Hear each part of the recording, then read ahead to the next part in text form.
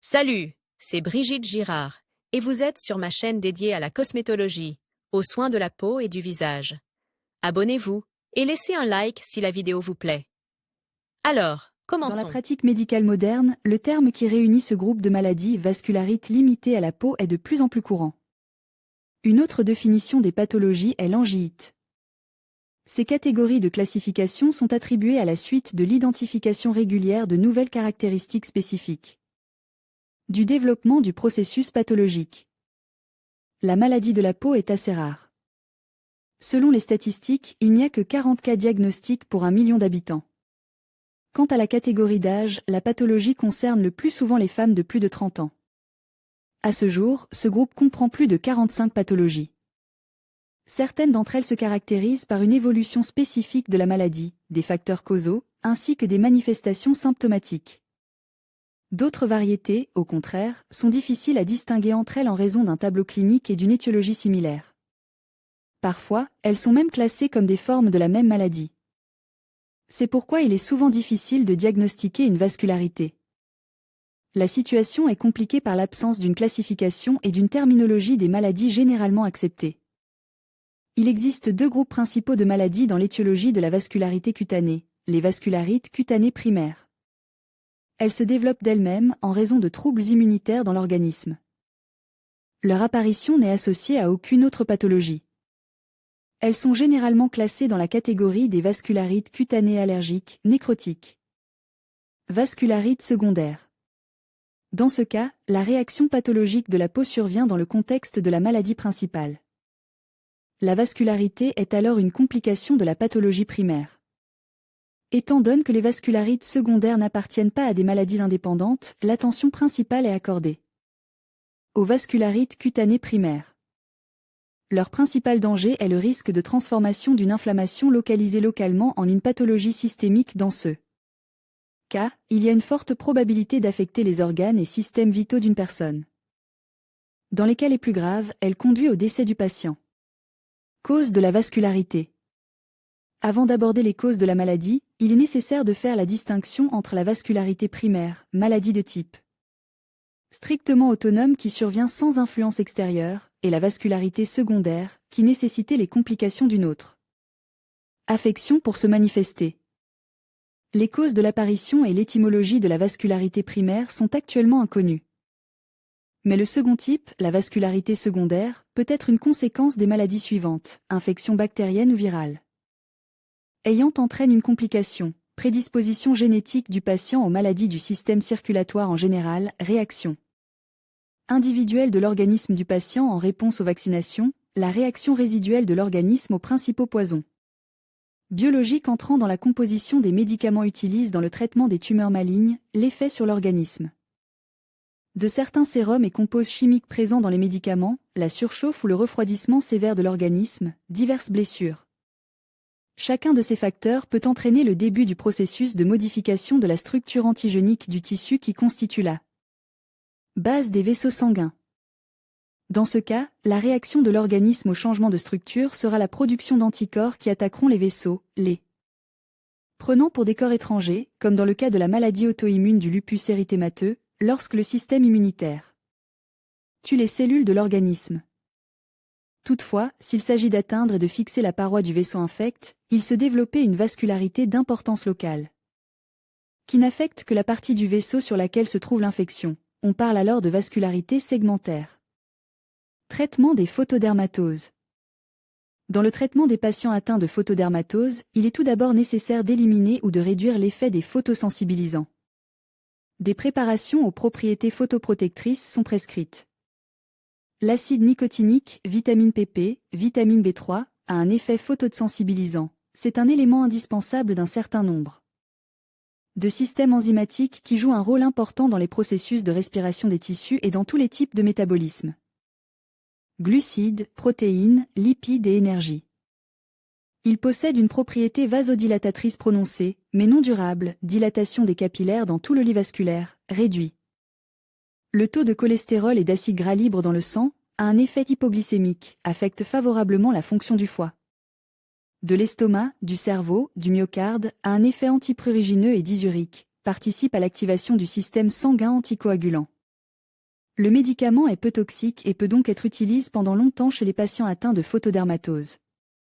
Cependant, l'utilisation de l'acide nicotinique à forte dose supprime l'immunogenèse, réduit la résistance de l'organisme aux infections et peut entraîner une dégénérescence du foie gras. Pour prévenir ce phénomène, on prescrit de la méthionine, un acide amine qui favorise l'utilisation de l'excès de graisse du foie. Il est utilisé par voie orale à raison de 0,02 à 0,05 g 2 à 3 fois par jour après les repas, 15 à 25 jours, dans les manifestations sévères de photodermatose, injecté 1 à 5 ml de solution à 1% par voie intramusculaire. Pour le traitement et la prévention de la photodermatose, on utilise l'acide para-aminobenzoate, vitamine B7, vitamine H1 dont la structure chimique est proche de l'acide nicotinique, qui a un effet anti-allergique, fait partie de l'acide folique, participe à la synthèse des bases puriques et pyrimidiques, augmente la résistance à l'hypoxie. Le médicament est administré à raison de 0,5 à 1 g 3 fois par jour, dans une proportion de 5 à 20%. Il est introduit dans des formes de dosage externe pour obtenir des pommades et des crèmes photoprotectrices. La thiamine, l'acide pantothénique, la pyridoxine, la cyanocobalamine, la riboflavine sont également prescrits. La résorcine, le para-aminosalicylate de sodium, le dimedrol, le chlorure de calcium, la benzylpénicilline, la novocaïne ont un effet photoprotecteur. L'acide para-aminobenzoate peut apparaître dans l'organisme lors de l'administration de novocaïne, d'anesthésiques, étant l'un des produits de dégradation de ces substances. Les médicaments qui normalisent la fonction hépatique jouent un rôle important dans la réduction de la photosensibilité. Les indications utilisées sont le suc gastrique, la pepsine, l'acide chlorhydrique, les médicaments agissant sur le système nerveux, régulant le métabolisme, les médicaments toniques. Si possible, éliminer les maladies des organes internes. En période d'exacerbation de la maladie, il est recommandé d'adopter un régime à base de produits laitiers et de légumes. Interdire les boissons alcoolisées. Appliquer localement du salol, de la quinine, de l'anesthésique, de l'acide para-aminobenzoate, du méthyluracile, de l'ictiol, de la pâtée de zinc, de la lanoline, plus rarement du dermatol, du xéroforme, du soufre, du para-aminosalicylate de sodium, du tanin, de la novocaïne. Comme base de la pommade photoprotectrice, il est conseillé d'utiliser de la lanoline, de la pâtée de zinc, pour améliorer la consistance. Il est possible d'ajouter de la glycérine. L'ajout de paraffine, de vaseline, de spermacétie réduit considérablement l'effet photoprotecteur. Les produits de protection contre la lumière ne doivent pas être toxiques, irriter la peau, provoquer des phénomènes allergiques. De préférence, ils doivent être incolores et rester efficaces pendant plusieurs heures. Vascularité hémorragique chez l'enfant. L'éruption cutanée chez un enfant doit être traitée immédiatement, car elle peut avoir des conséquences négatives. En effet, cette maladie peut entraîner des troubles dangereux du fonctionnement de l'appareil digestif et des reins. En ce qui concerne le tractus gastro-intestinal, il peut y avoir des saignements intenses, qui peuvent ensuite se transformer en péritonite, ce qui peut entraîner la mort. Si les conséquences touchent les reins, une glomérulonéphrite peut se développer. Dans la plupart des cas, elle ne provoque aucun signe clinique et le patient ne la ressent donc pas. Cependant, une telle conséquence détériore considérablement la qualité de l'activité rénale, ce qui peut entraîner une insuffisance rénale. Le traitement des symptômes de la vascularité, dont la photo est présentée ci-dessous, est effectué à l'hôpital, car il est impossible de contrôler l'évolution de la maladie à domicile. L'état de l'enfant peut s'aggraver considérablement si des complications se manifestent. En général, il est nécessaire d'observer un repos au lit pendant 3 semaines, ainsi qu'une alimentation diététique. Le traitement médicamenteux comprend l'utilisation de sorbants, de médicaments anti-allergiques, d'anticoagulants et de désagrégeants. Une procédure de plasmaphrèse est également nécessaire. Dans certains cas, le médecin peut prescrire des antibiotiques, des corticostéroïdes et d'autres médicaments puissants. Les parents doivent bien comprendre que leurs enfants atteints de vascularité ne doivent en aucun cas être traités indépendamment à la maison. Dès les premiers signes cliniques, il est nécessaire de consulter d'urgence un médecin, faute de quoi les conséquences peuvent être désastreuses. Traitement de la vascularité cutanée. Les maladies limitées à la peau sont traitées par un dermatologue. Mais lorsque la forme cutanée est complétée par des symptômes articulaires ou abdominaux, c'est un rhumatologue qui intervient. Le traitement se fait en ambulatoire ou à l'hôpital. Cela dépend de la gravité de l'état du patient. La thérapie vise à éliminer la cause qui a provoqué l'apparition de l'inflammation vasculaire. On procédait ensuite à un traitement par glucocorticoïdes, prednisolone, dexaméthasone. Ils ont un effet inhibiteur sur le système immunitaire et soulagent les cellules et les tissus de l'organisme des attaques des immunocomplexes. Il est recommandé d'utiliser des cytostatiques, des médicaments pour les parois des vaisseaux sanguins, préparation à base d'acide ascorbique. Pour purifier le sang des complexes immunitaires, on procédait à une plasmaphrèse.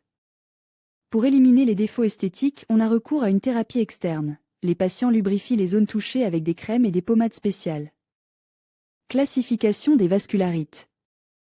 Elles sont systématisées en fonction de plusieurs principes: la profondeur de la lésion vasculaire, l'évolution de la maladie, la pathogénie étiologique.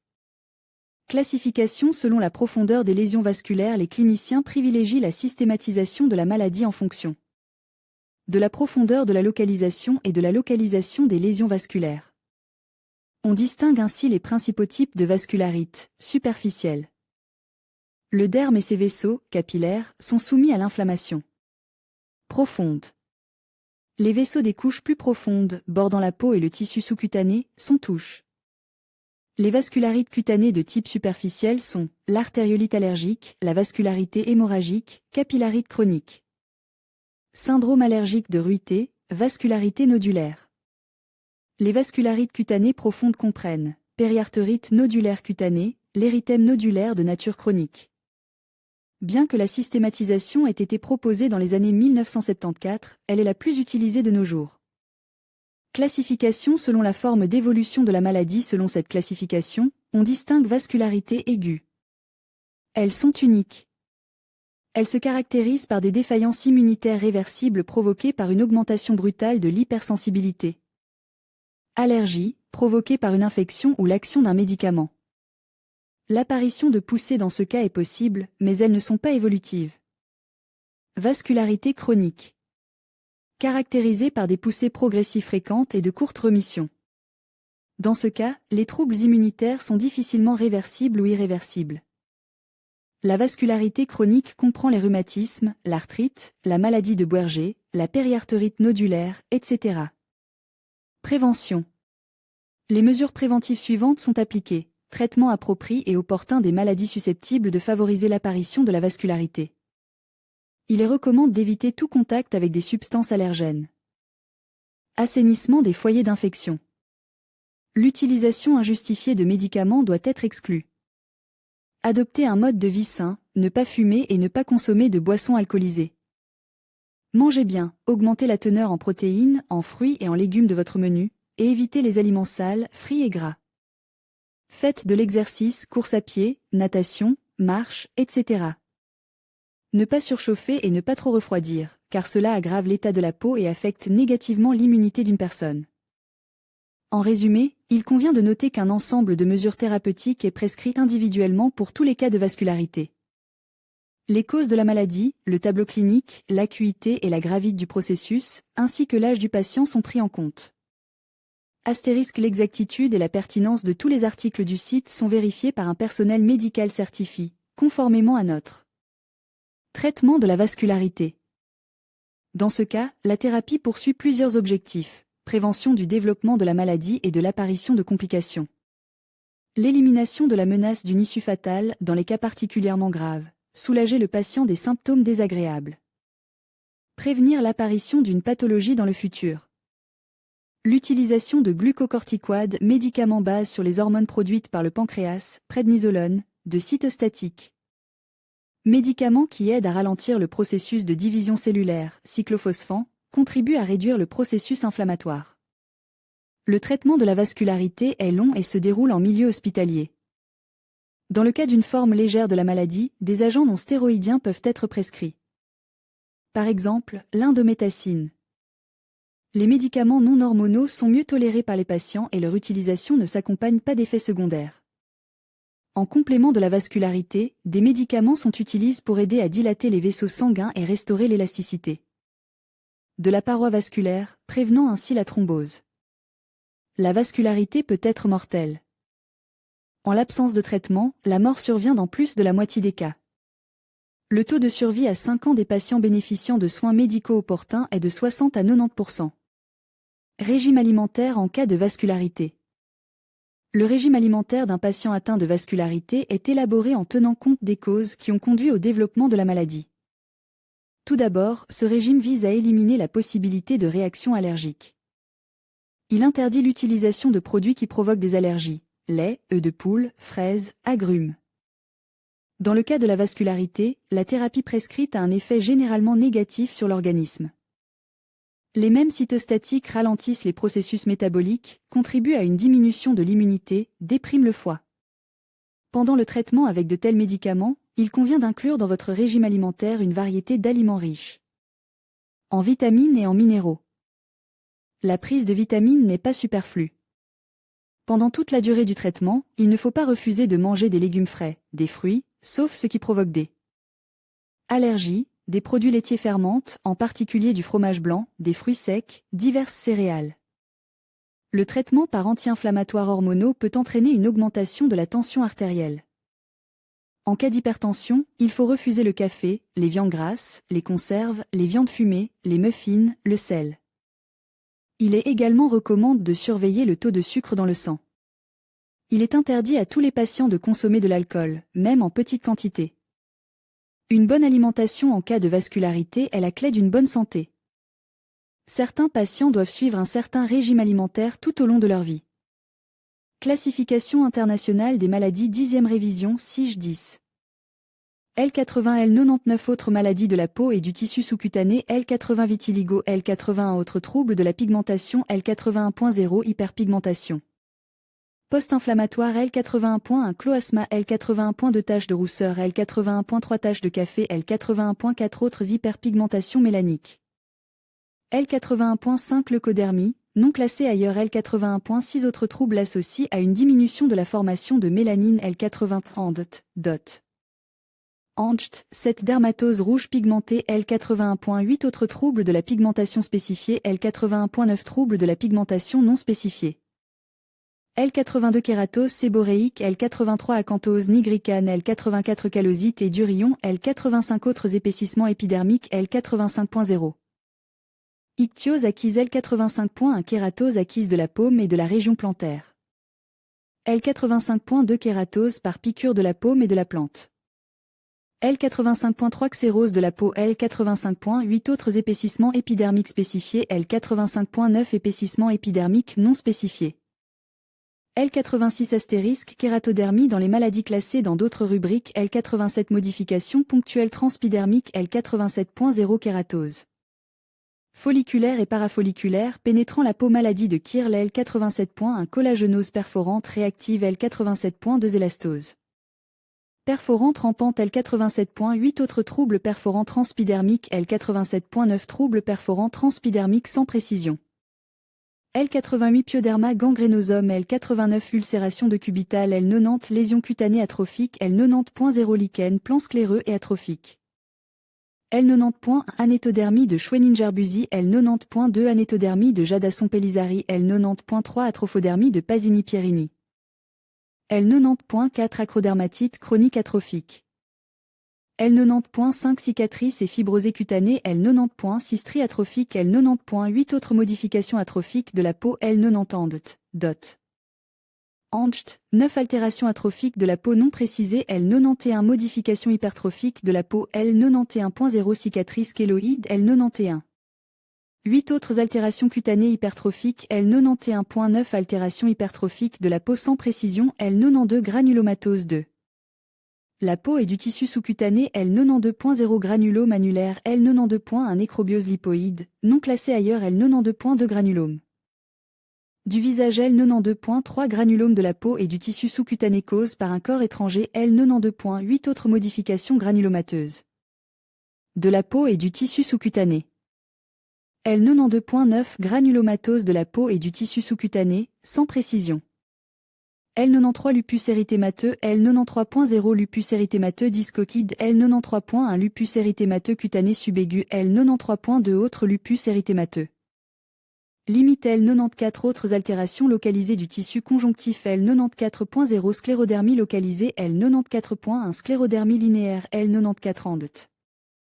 Déotende, 2 fissurations de la peau L94.3 sclérodactylie L94.4 papules de Gautron L94.5 poikilodermie vasculaire atrophique L94. Cisanium L94.8 autres altérations localisées du tissu conjonctif L94.9 altérations localisées du tissu conjonctif non précisé L95 vascularité limitée à la peau, non classée ailleurs L95.0 vascularité avec peau marbrée L95.1 érythème surélevé. Persistant L95.8 autres vascularité limitée à la peau L95.9 vascularité limitée à la peau, sans précision L97 ulcéré D. Membre inférieur, non classe ailleurs L98 autres maladies de la peau et du tissu sous-cutané, non classé ailleurs L98.0 granulome. Pyogénique L98.1 dermatite artificielle L98.2 dermatose neutrophile fébrile dermatose de suite L98.3 cellulite éosinophile. Du pays de Galles L98.4 ulcéré cutané chronique, non classe ailleurs L98.5 mucinose cutanée L98.6 autres maladies infiltrantes. De la peau et du tissu sous-cutané L98.8 autres maladies spécifiées de la peau et du tissu sous-cutané. L98.9 lésions non spécifiées de la peau et du tissu sous-cutané. L99 autres lésions de la peau et du tissu sous-cutané dans des maladies classées dans d'autres rubriques L99.0 amylose cutanée E85. L99.8 autres modifications spécifiées de la peau et du tissu sous-cutané dans des maladies classées dans d'autres rubriques. Vascularité allergique de la peau. Une jeune fille se trouve à la réception, elle est très inquiète, car le traitement effectué au lieu de résidence n'a aucun effet. L'éruption cutanée s'étend. Elle est malade depuis environ 2 semaines, le traitement avec des antihistaminiques, des préparations de calcium par voie intraveineuse, sans effet. À l'examen, éruption hémorragique généralisée, la palpation révélait le caractère papuleux de cette éruption. À la diascopie, les éléments de l'éruption ne sont pas pâles. L'éruption est localisée sur la peau du bas des jambes, des cuisses et des fesses. Commentaire sur le plan clinique, ces éruptions hémorragiques doivent toujours être différenciées du purpura thrombocytopénique et des troubles de la coagulation sanguine. Le principal signe clinique différentiel sera la détection d'un phénomène particulier, le purpura palpable. Le processus est basé sur un infiltrat inflammatoire, de sorte que les pétéchies et les hémorragies sont des papules palpables. Les patients font l'objet d'un examen immunologique approfondi, test sanguin pour la recherche de divers auto-anticorps tissulaires. D'anticorps contre le Streptococcus, étude du système du complément, propriétés des complexes immunitaires, etc.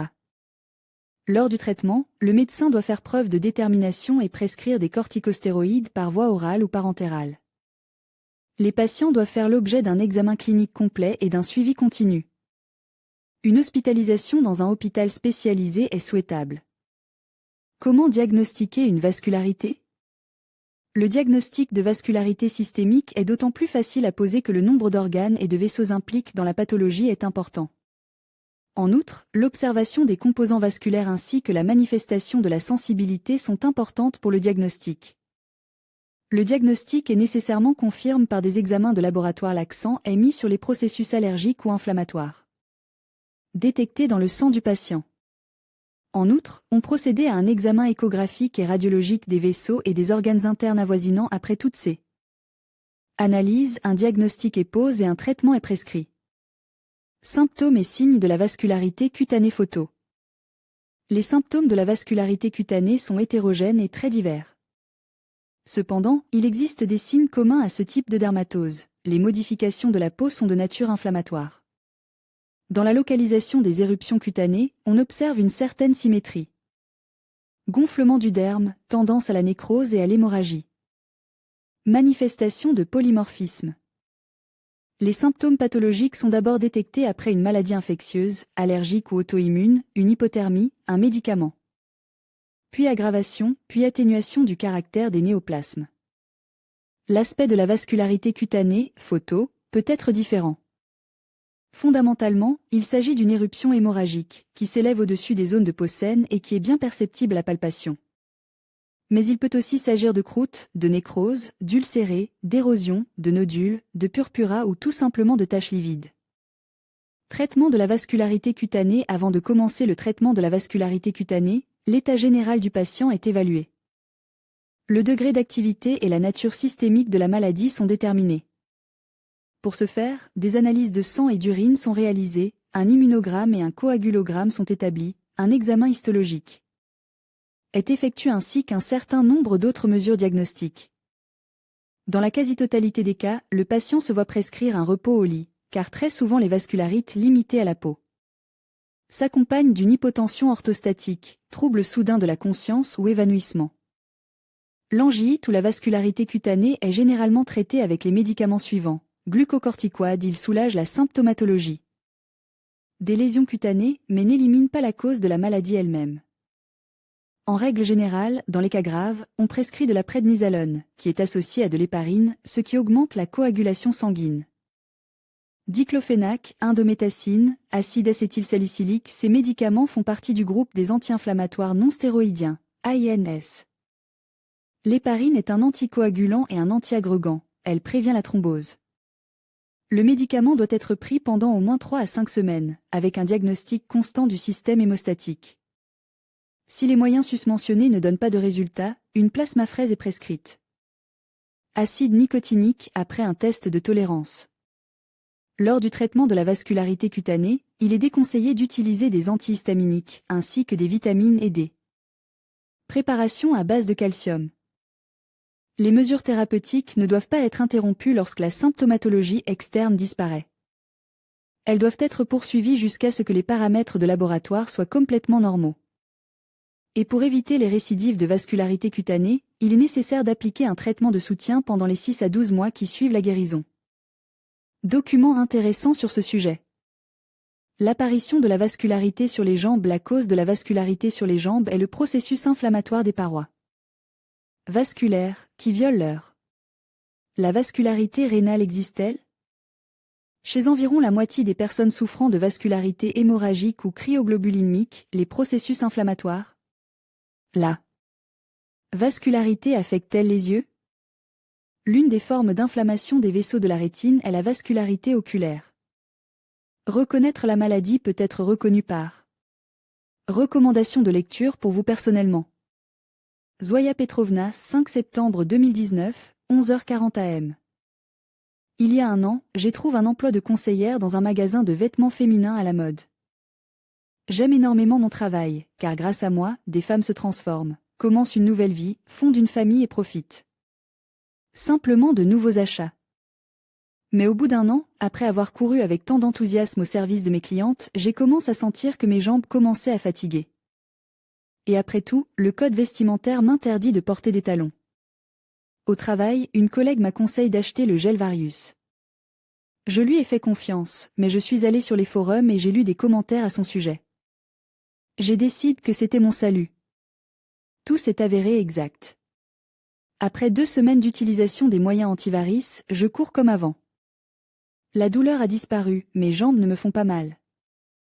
Oktyabrina Ivanova, 4 septembre 2019, 11h25 am. Tout le monde se plaint généralement de l'apparition de varices sur les jambes, et j'ai cette pathologie apparue sur les bras. Des coups aux mains, les vaisseaux ont littéralement commencé à sortir à travers la peau. Cette laideur de mes membres était extrêmement gênante. Il semble qu'il n'y ait pas de douleur, mais l'image est désagréable. J'ai déjà pensé à une intervention chirurgicale, mais un médecin familier m'a conseillé le gel Varius. Je l'applique matin et soir. Les premiers résultats n'ont pas été immédiats. J'étais déjà prête à tout pour guérir, mais le processus n'a pas été interrompu. En conséquence, la maladie a recul. Comme je crains une rechute, j'ai décidé d'acheter le gel comme réserve, je l'utiliserai à titre préventif. Pavel, 9 décembre 2018, 11h52 am. Des taches sont apparues sur mes fesses. Des taches similaires également sur l'abdomen. Comment savoir s'il s'agit d'une vascularité ou d'un simple PROCSU allergique? Et quel médecin consulter? Vascularité urticarienne. Angite urticarienne, synonyme, vascularité urticarienne, angite urticarienne dermique, inflammation chronique des vaisseaux. Dermique superficielle, un type de vascularité allergique. Elle se manifeste par vagues, souvent confondue avec l'urticaire chronique. Les manifestations cutanées caractéristiques sont des taches hémorragiques, des nodules, des vésicules denses persistantes qui peuvent persister pendant 3 jours. Ces éléments morphologiques s'accompagnent de sensations désagréables pour les patients, sensations de brûlure, d'étirement ou d'irritation de la peau, ainsi que des douleurs dans les articulations. Un certain nombre de symptômes généraux ne sont pas exclus, fièvre allant jusqu'à 1,5 C, faiblesse, maux de tête, irritabilité. Douleurs dans les muscles, l'abdomen, le bas du dos. Un examen de taille des patients peut révéler une glomérulonéphrite, ce qui indique une généralisation du processus. Dans certains cas, les patients se plaignent de douleurs abdominales sévères, semblables à des crises, sans localisation précise, ainsi que de selles liquides noires. Cela peut indiquer une évolution hypersensible de la vascularité, une tendance à la généralisation. Le diagnostic de vascularité dans cette variante de la maladie repose sur des méthodes de recherche immunofluorescentes, ainsi que sur l'examen histologique de la zone cutanée affectée. L'examen histologique montre des parois de vaisseaux friables, édémateuses, parfois nécrosées, des zones de tissus imprégnés de plasma sanguin. Le long du vaisseau s'étendent des infiltrats cellulaires inflammatoires, des zones, comme si elles perçaient la paroi du vaisseau. Les scientifiques ont établi le lien entre les mastocytes et le processus de lésion inflammatoire allergique des vaisseaux sanguins. Ces cellules produisent et accumulent des substances biologiquement actives, histamine, sérotonine, héparine, acide hyaluronique. Par conséquent, un examen biochimique et clinique approfondi du sang peut révéler une augmentation significative des indices de basophiles, d'éosinophiles et de substances biologiquement actives. Il convient de tenir compte du fait que même une vascularité cutanée peut acquérir un caractère systémique et causer de graves dommages à la santé de nombreux organes. Photo de la vascularité urticarienne.